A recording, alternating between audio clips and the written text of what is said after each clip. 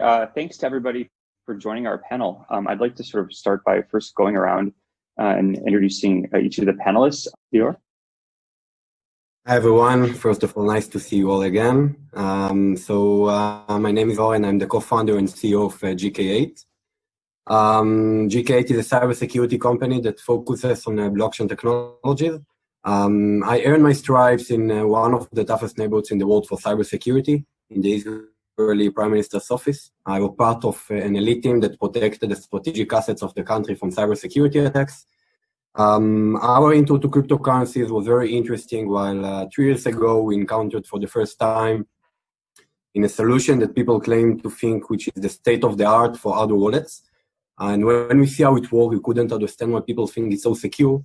So this device was sold like 1 million times in 2017 and all billions of dollars all around the world.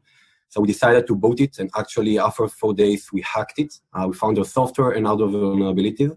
And what we realized at this point was that there is no cold storages at the market, not really. And the reason is that they are all connected to the internet at some point.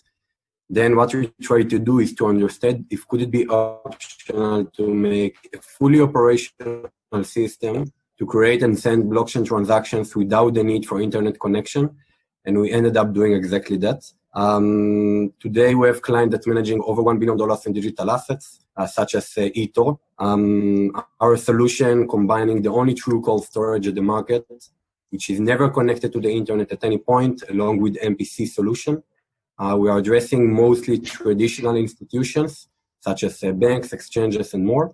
And I'm very honored to be here today. I think that as time goes on, we see more and more sophisticated hackers.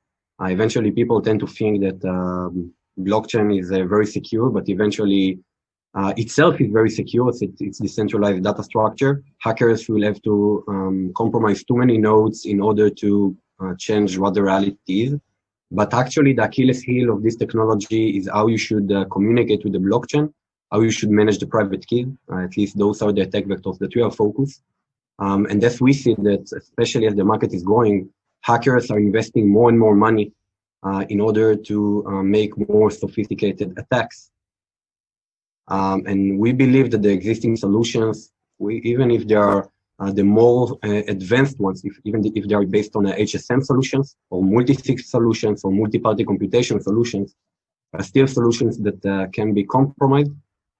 Eventually, we see that hackers are willing to invest millions to steal billions. That's why we are here in GK8, found a solution that doesn't really matter how much money hackers are investing in order to compromise multiple of potential co-signers in order to steal the money. But we found a way to make the whole process without being connected at any point to the internet, which means that there is no any potential attack vectors. And that's the approach that we think that should be relevant for the traditional institutions that are getting into this market and should avoid any kind of attack vector. Eventually, I think that as the exchanges should manage more and more money, as they should offer more and more financial services in order to attract more clients, it's something that requires them to have more advanced infrastructure in order to do that. I think that from the one end, most of the exchanges or even today hedge funds, banks, on the one end, they should have something that can be used for high-frequency transactions, such as trading. And on the other end, they would like to offer more custody solutions, more custody services. And that's why they should have a combination of a few kind of wallets, few kind of abilities.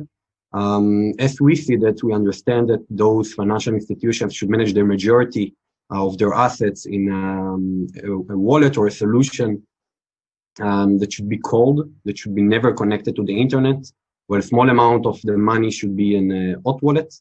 And we believe that this balancing between the hot and the cold is very important. Eventually, as we see that the best thing you can do with the hot wallet is not really solve the problem, but decentralize the risk.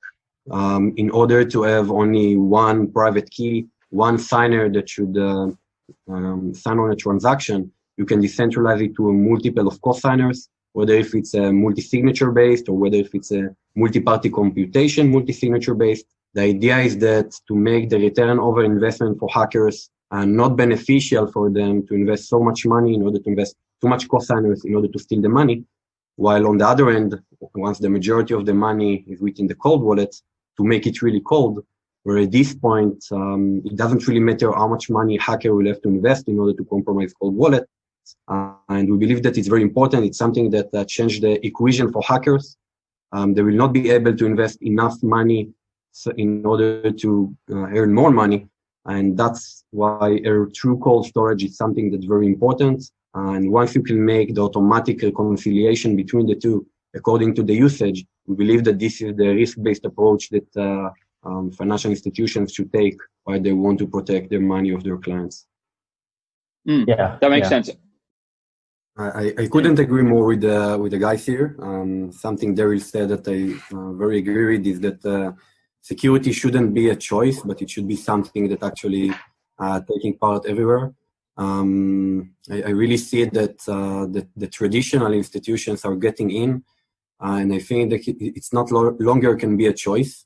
Along with the high level of security, I think it also requires those institutions to comply with the compliance, control, and regulation needs.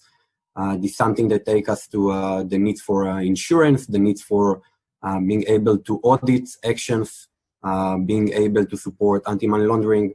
I can share that the insurance thing is something that we took to the next stage. We just published 2 weeks ago that today every financial institution that's using GK8 in order to manage its blockchain-based assets can offer up to $500 million of insurance, thanks to our product that can be insurable by Aon UK. This is the highest number for on-premise solution like ours, and we see that along with the security, there are a lot of new requirements around it. Insurance is something that is very important. Yeah. Oh, that's a great thing I want to talk about. I wanted to move on to insurance, so thanks for bringing that up. So insurance was something we talked about last year, and there's sort of been, and I don't follow the insurance industry very closely, and you gentlemen probably have a little bit more knowledge than I do. But what have we seen with insurance over the past year? So we've seen now that if you use Lior's product, you can be insured up to $500 million. Have we seen any claims paid out? Have there been any instances of hacks where insurance is paid? And what sort of are most exchanges doing with regards to insurance? So I've never heard about insurance that paid for a financial institution that's being hacked, but I've no doubt that it's something that's going to happen.